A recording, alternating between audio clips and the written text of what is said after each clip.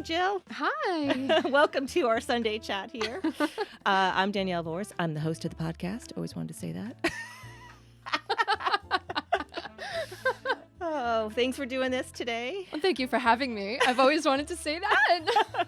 And I want to be on like the Live with Kelly and Ryan chairs. I know. How about Next time we'll have to do a little bit, progressing with the studio here to get a little bit more comfortable. No, I think it's great. Thank you. You're welcome.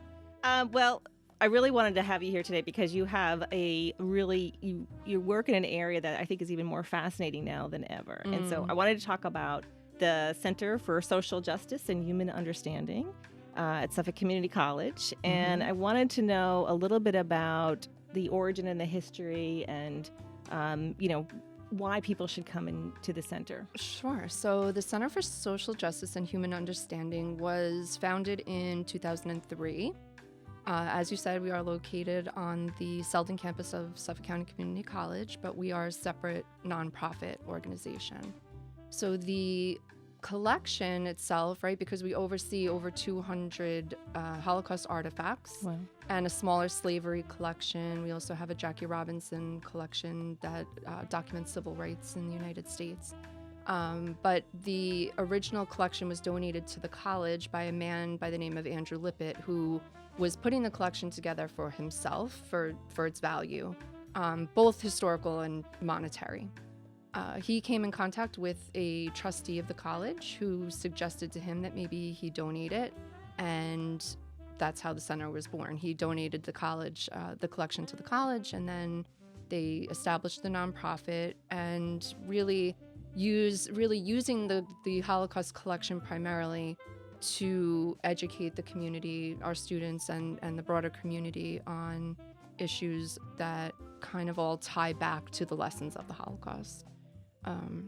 Our work has expanded, and now we do a little bit broader work touching on issues of social justice, but it's really all anchored in the lessons of the Holocaust.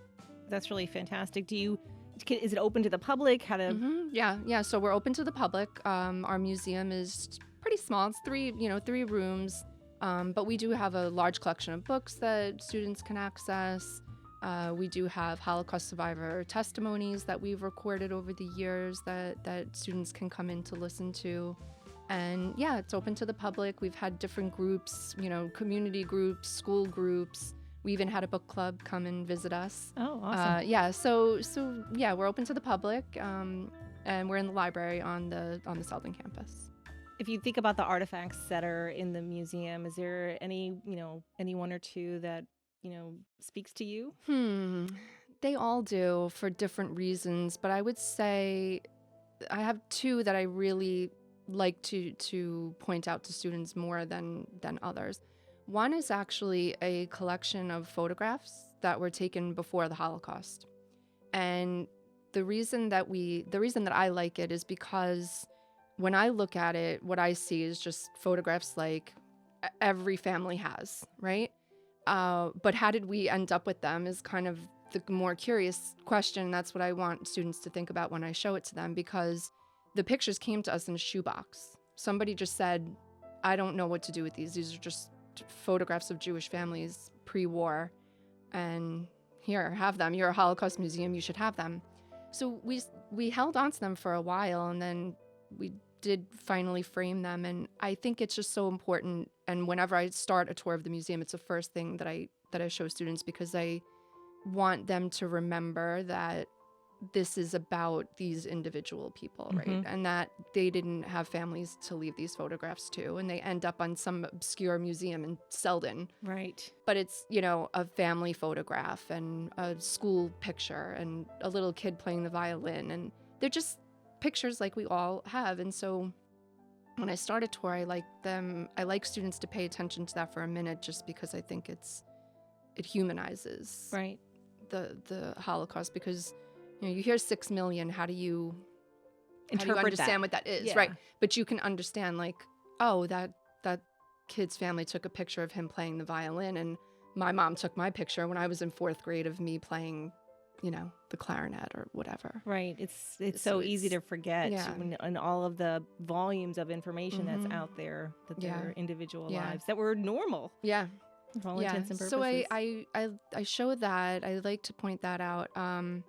We do have prisoner uniforms that I think are really powerful. You know, you stand in front of, you know, from myself, like in front of the woman's prisoner uniform, and, you know, it's like it'll give you chills because you just, there's something really so remarkable and powerful about that, and thinking about what a woman's experience was, and, you know, how you connect to it. And again, they were just people, normal people. I know. So yeah, so those are two two things that I think I appreciate a lot.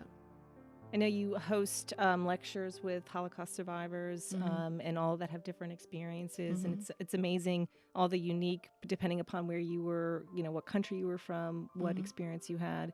Is there a story that resonates or sticks with you? They all do for different reasons. It's so hard. I'm so lucky to have really built very close relationships with 5 Holocaust survivors.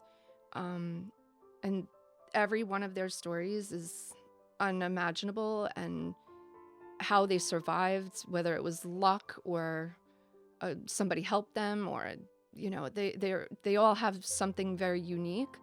But I do have one survivor. Her name is Hannah Robinson, and she survived because her parents put her on the kinder transport, and she ended up in England.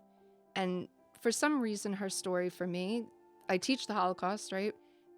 It's the only time I've ever cried in class, was telling her story, because I think about how, you know, her parents made this unbelievable decision, right? Like, I mean, you think, if you're a parent, you know, how bad must it have been to say, I'm willing to put my kids on a ship and risk never seeing them again. So her story gets me. They all do. And I could tell you, you know, we could be here for days with me telling you their stories, but Hannah's story is unique, and she, however, carries a tremendous amount of guilt, actually. And whenever we bring the survivors together, she always says how bad she feels for them, and she feels like she didn't suffer the way that they did. Oh, wow. But she's a survivor nonetheless, you know.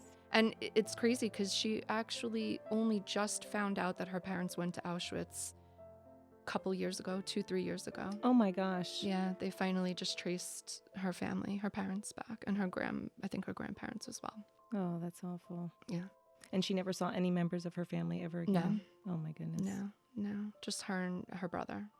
And she was raised by, you know, a really loving family in England, and eventually made her way to Canada and then to the United States, and got her education and got married, and, you know, has her family, children and grandchildren now. So it's so important, and I'm so glad you've taped these, because there's not many years left that we'll have first accountability or first stories of people who were there during the Holocaust. Yeah. So it's such important work. It is. And I think even during the pandemic, this has been another challenge, because we can't just stop telling their stories because we're in the situation. Like, the stories have to continue, and they were resistant at first to Zoom and to those kind of things, but they've come around, and they're you know.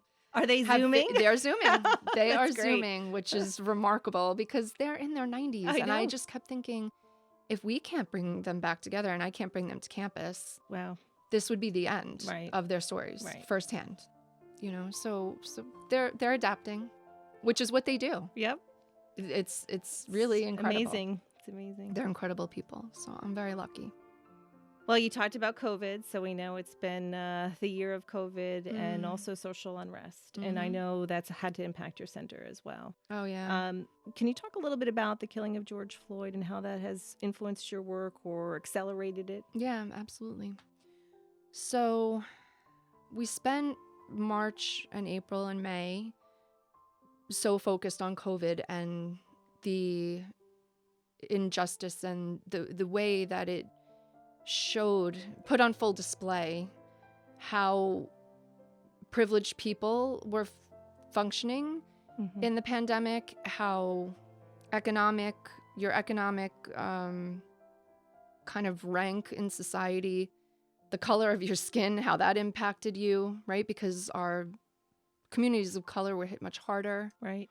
A lot of essential workers are also minorities that were also impacted at much higher rates. So we spent the first couple of months of the pandemic just so focused on that issue, right? And the injustice of the whole thing and what it showed, what it displayed, especially in a place like Long Island where we're so segregated. Right.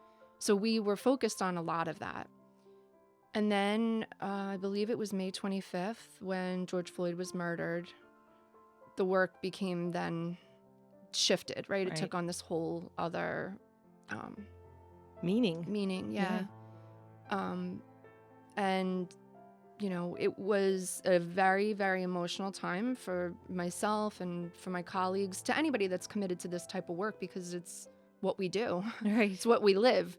And so we got together, some colleagues, myself, and just to have time to talk. And that's all that it was. It was just like when we sent out the invitation, it was like conversation about, you know, everything that's happening with George Floyd. So we got together, and that first conversation that we had was so painful to hear what my Black colleagues were going through. And just as a community, just as human beings, right, how we were all processing and what we were thinking about and how we were feeling. So after that, I made the suggestion that we do the same thing for our students, because they didn't have the space to come together to be able to do that, since we were still on lockdown. Yeah. You can't get together. So we started a series called Need to Breathe. And we opened it up for students, and the first night we had well over 100 students that came on the call just to be together, really. You know, we had a social worker facilitate the conversation and one of our student leaders. And, you know, in the first couple minutes, it was a little quiet. But once they started talking about how they were feeling and how tired they are and, you know, how much they want to see change, how afraid they were that nothing was going to change in this moment. It was a really, really incredible time. But we met every single week the entire summer.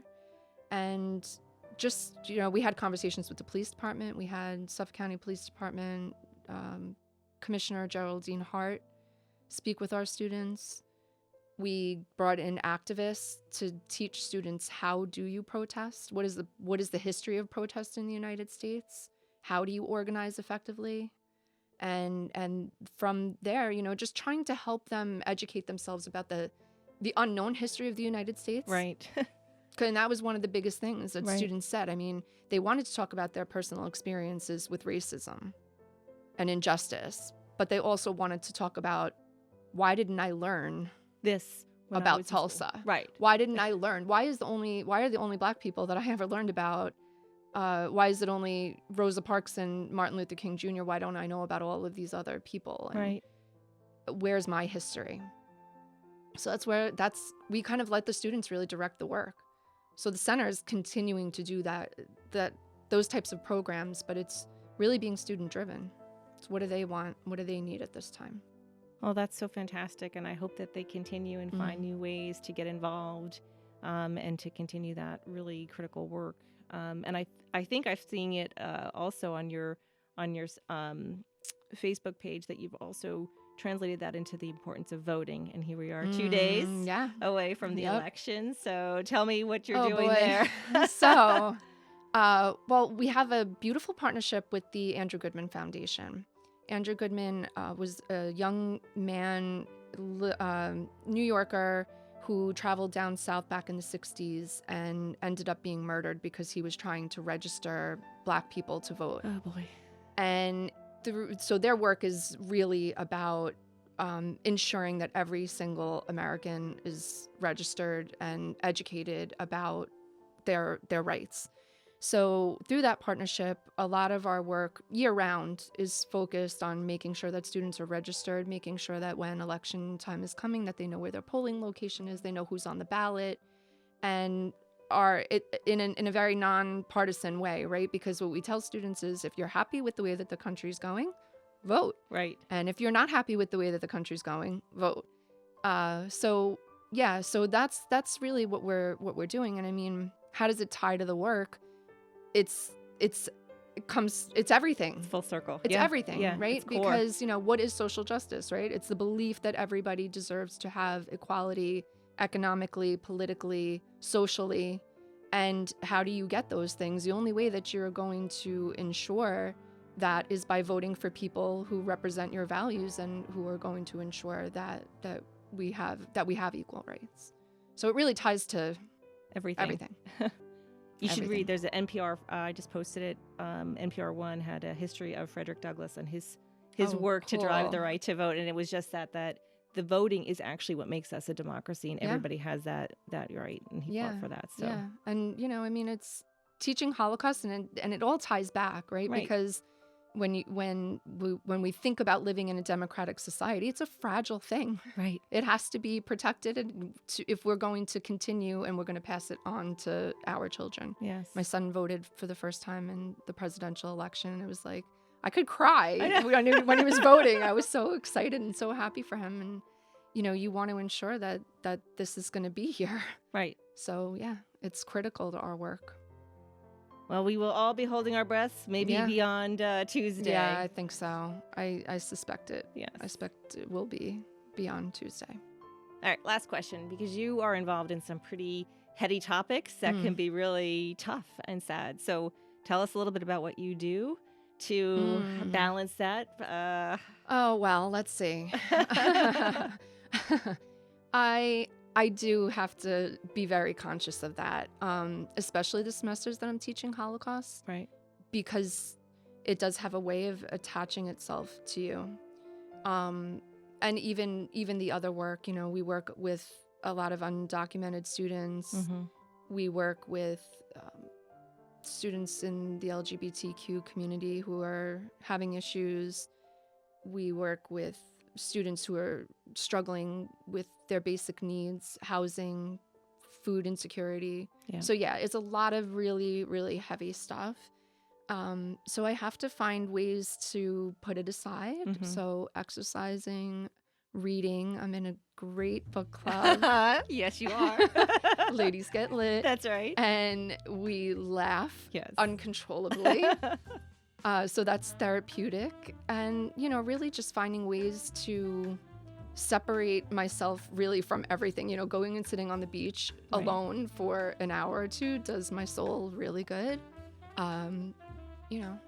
Getting the occasional massage, just, little self-care. Little self-care here and there. And and laughing. I have a lot of people in my life, including my kids, that just make me laugh every single day. And that definitely offsets the negativity of all of the rest of it. But, I'm saying negativity, but there's also a lot of really good stuff and good stories that there are stories of success and empowering students and really positive things too. So I'm lucky. I love my work. Awesome. Well, it shows. And thank you for everything you do. It's so important. Thank you. We appreciate it. Thank you. All right. This is fun. I know. Peace.